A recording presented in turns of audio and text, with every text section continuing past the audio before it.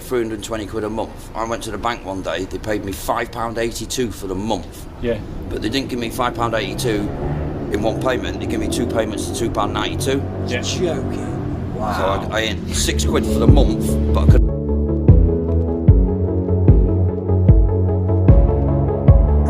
Welcome to Unfiltered Lives, The Other Side. My name's Charlie. My name's Dan. And today we are going to be reacting to the podcaster Wendell, homeless and poverty in destitute seaside town, Grimsby. This is going to be a cracker, guys, a cracker. Let's go in and react. Are you ready, Dan? Straight away, let's go, brother. Welcome to Grimsby, a town where the locals are referred to as codheads. Now this is a once bustling fishing port on the northeast coast that has suffered from terrible post-industrial decline.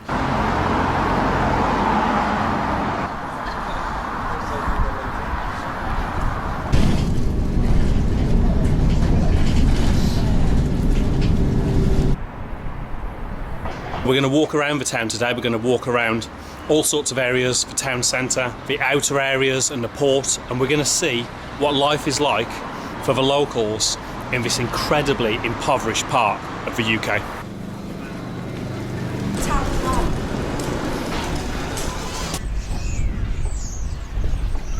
Grimsby is shocking.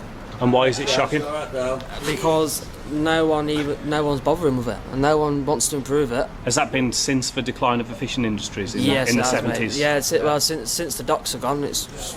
And they called it an ignorant backward shithole. Okay.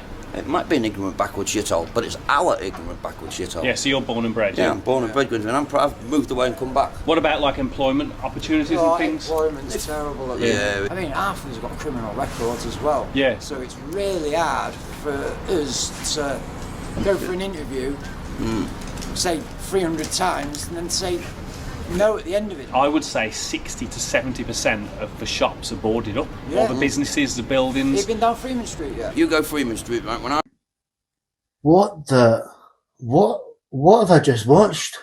It's crazy, isn't it? He was on about the East Marsh estate, about them having, I think it is the street or the area of the country with the lowest income across the whole of the UK.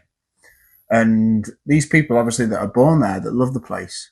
And it's just crazy, isn't it, to see what once was a thriving fishing town back in the 70s, to them to have a crash as much as this. What are your thoughts? I am utterly shocked. I am utterly shocked. Now, there's not many things that shock me in the UK, especially with the cost of living crisis that we talk about, Dan, that we passionately speak about. And this really brings it all home. This is the UK, 2024, 2025. And the place is absolutely a shithole, isn't it? And what really gets me, it's not even any lack of investment. There's no investment in these places. It's like these towns have been forgotten about. And to me, like, what does the world think of the UK? Does the world still think that we are Great Britain, this great word? Because I can absolutely assure you, man, right now, by living in Great Britain, to me, this isn't great. Do you know what? And we go back to speaking about our people, and Dan, this is neglect. This is managed, systematic neglect. No investment, as you mentioned. I mean, these people mentioned about work going for 300 interviews and getting a no. Yeah, fair enough. Crime rate's quite high out there in that town. I mean, suggested that in this month alone that the crime rate was quite high, 42% of that being violent crime.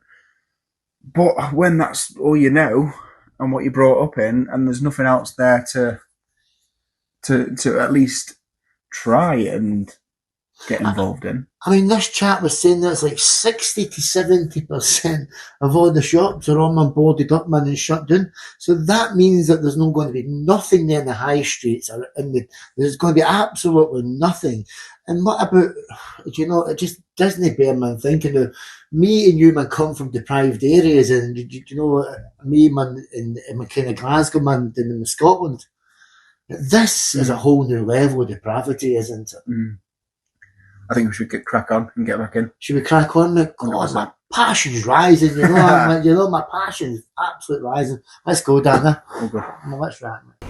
This lad here is homeless, you know what I mean? All through the frigging government. They sanctioned him 200 quid the other day because he missed an appointment. 205 quid because I missed an appointment. How long have you been on the streets? A couple of months now, but it's like mad as fuck. On that universal credit, you get 320 quid a month. I went to the bank one day, they paid me £5.82 for the month. Yeah. But they didn't give me £5.82 in one payment, they give me two payments of £2.92. Yeah. Joking. Wow. So I earned £6 for the month, but I could only get fucking £3 of it. £2.92, and then a fortnight, £2.92 later, but I had to borrow 8p out of me mate's fucking copper jar to go to the post office to get the £3 coins.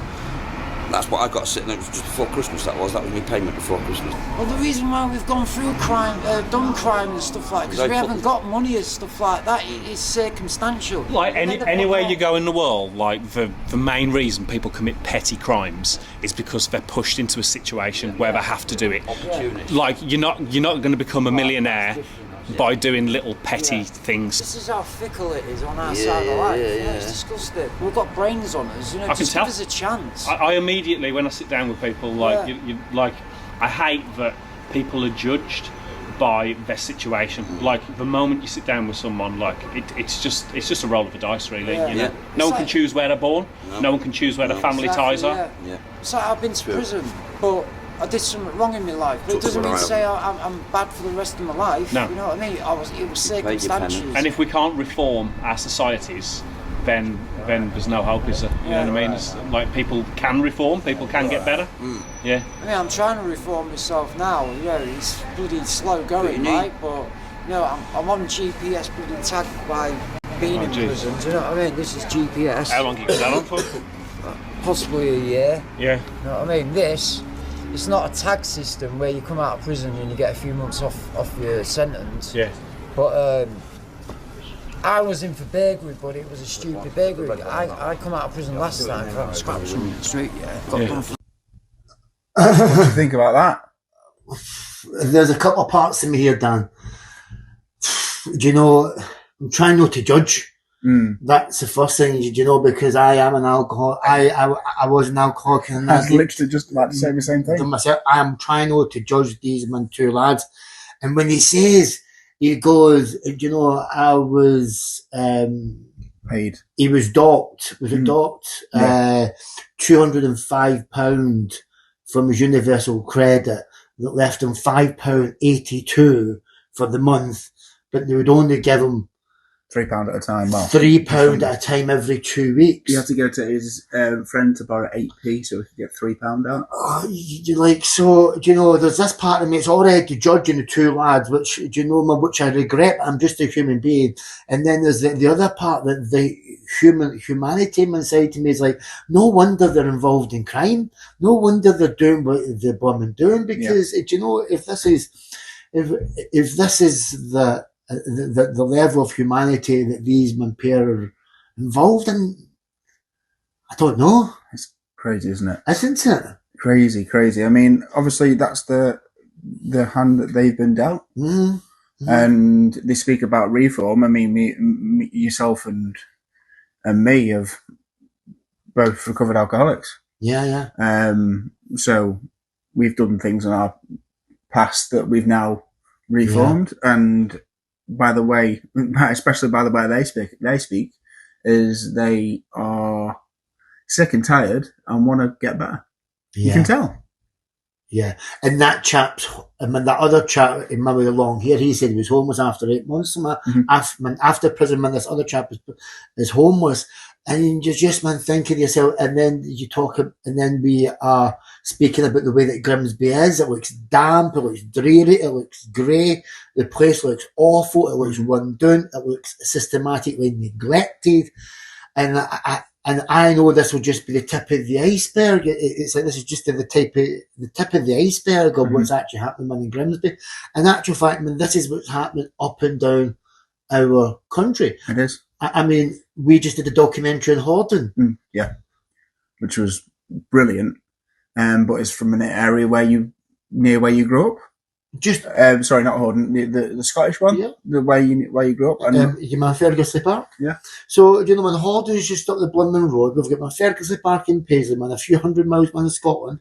That is just like in Grimsby. Yeah. And these towns up and down the length and width of Britain are absolutely neglected. There's no money going into these towns. It's crazy, isn't it? I mean, I was reading something before. I don't know if you heard at the start of the documentary, this gentleman saying about the cod.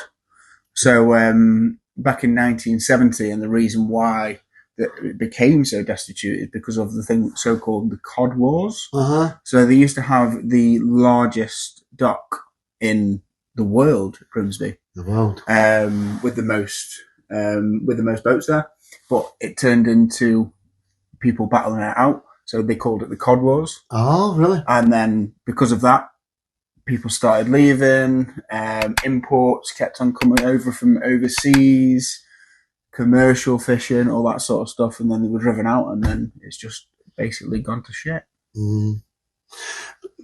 Grimsby to me is at a level that's disastrous. It's impactfully disastrous. It's like the crater zone. But what I am curious about is that this just isn't Grimsby. We're just highlighting on one town on the coast. Me and you know that this is up and down the east and the west coast of England and Scotland, Ireland and Wales. This isn't just a highlighted town. This is all over. There is absolutely no investment in these towns. I mean, me and you drive through them all the time. 100%. And you're just going, this is England in 2025, Dan. I mean, I wish that people from outside of England could just come into England and go, this is actually England at the moment. Do you know what I mean? I am proud, man, British, but at the moment, it's very hard to be proud of anything.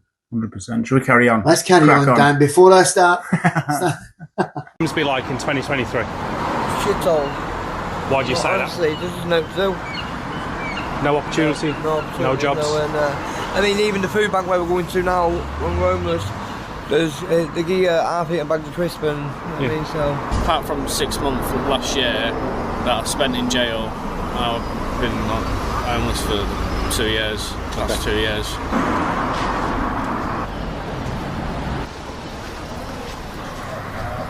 You may wonder. Half-eaten bags of crisps. Crazy, isn't it? To me, man, Dan, I think the word that was used was hopeless. Yeah. I don't see any hope in these people's eyes and their faces and the way that they're going about. There does seem a hopelessness that I'm watching at the minute. They seem like, man, people seem as if they're where they are and they're just like, let's go on it, man. Yeah, 100%.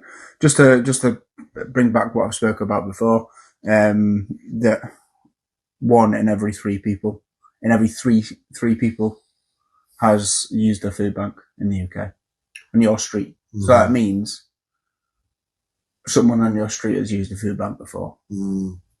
United Kingdom. And these food banks, we've done another video on a food bank previously as well, and they are working 70 hours a week, helping people,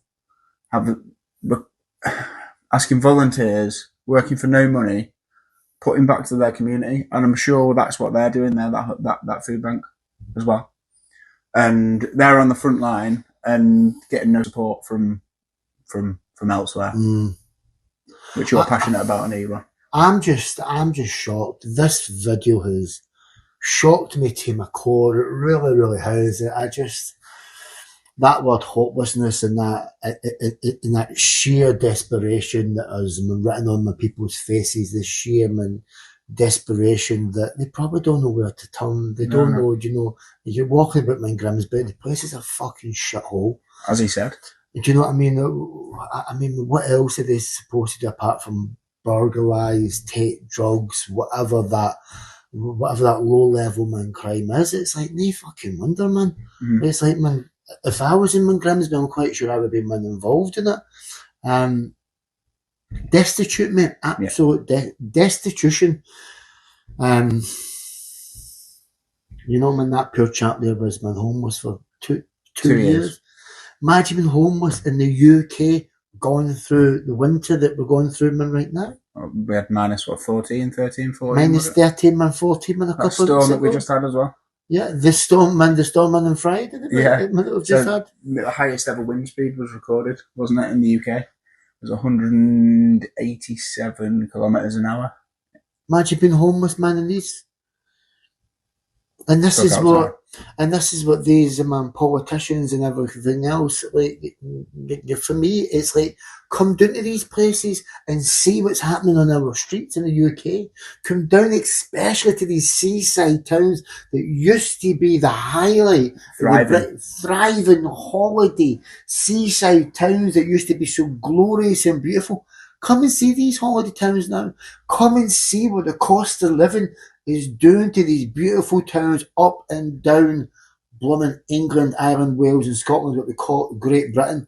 In my opinion, take the great out of Britain, because this is absolutely fucking hopeless.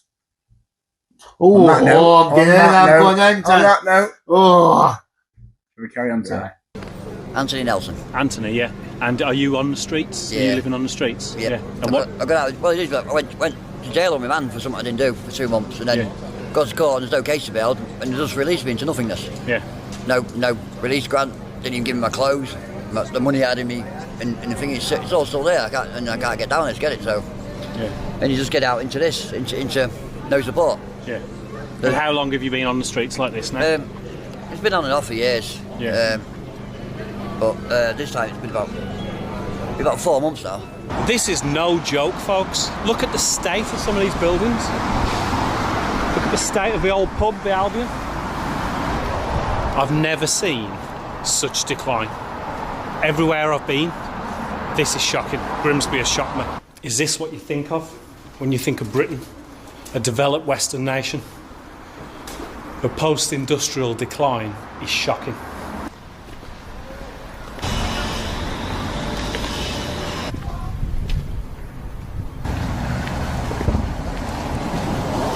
Welcome to East Marsh, which is one of the most deprived wards in the entire country, in the entire UK, and definitely, from the people I've spoken to, one of the roughest parts of Grimsby, which is already incredibly impoverished. So I'm just having a little wander around the streets here to see what life is like in the poorest part of this already incredibly poor seaside town. Is this what you think of when you think of the UK, folks, especially if you're from overseas? These ramshackle streets where most people are living on benefits, struggling to get by, one step, maybe 1 week away, or even less from homelessness.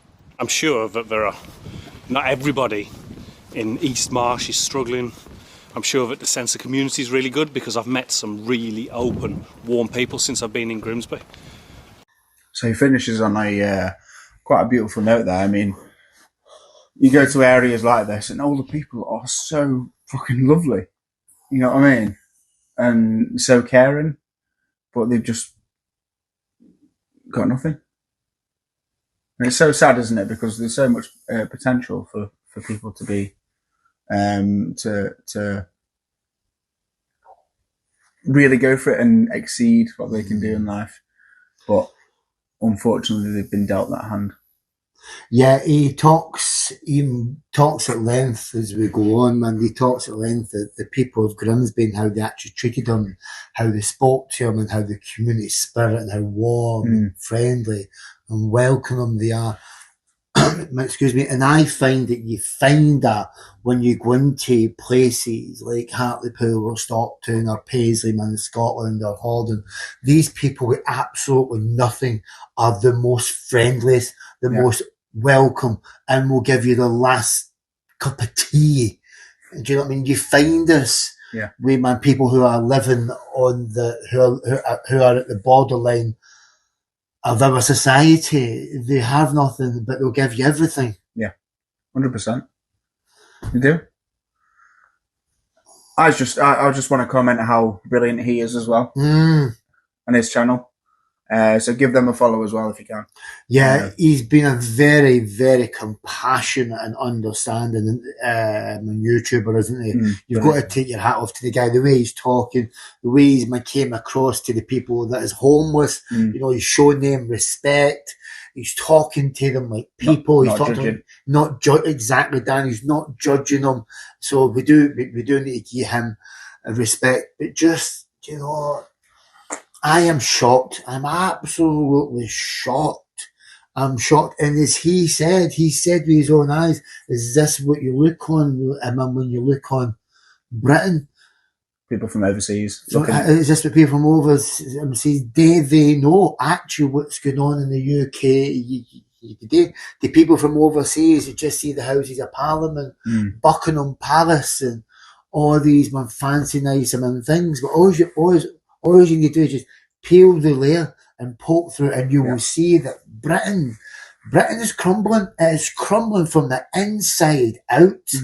And we still have this false facade that Great Britain is great. I can absolutely assure you, there's parts of Great Britain that are like third world countries. This here, Grimsby's a third world country. You know, universal credit, where people are living from benefit to benefit, from handout to handout, homelessness to food banks, from food banks to addictive charities, from addiction to the cost of living crisis that we're going through, man. It's crazy, isn't it? And once again, that we love to finish on this channel is about our people and sending that message and spreading that message. It is, Dan. Thanks.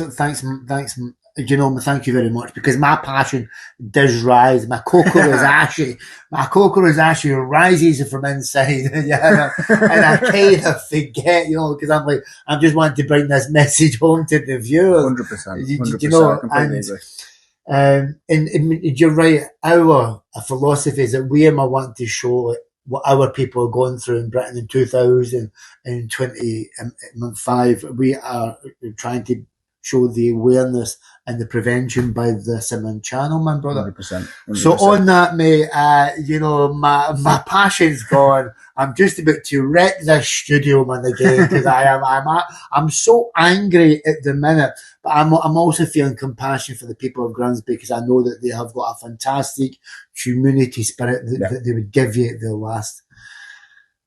Thanks, brother. Thanks for that. Appreciate it. Love you, man. Love you lots.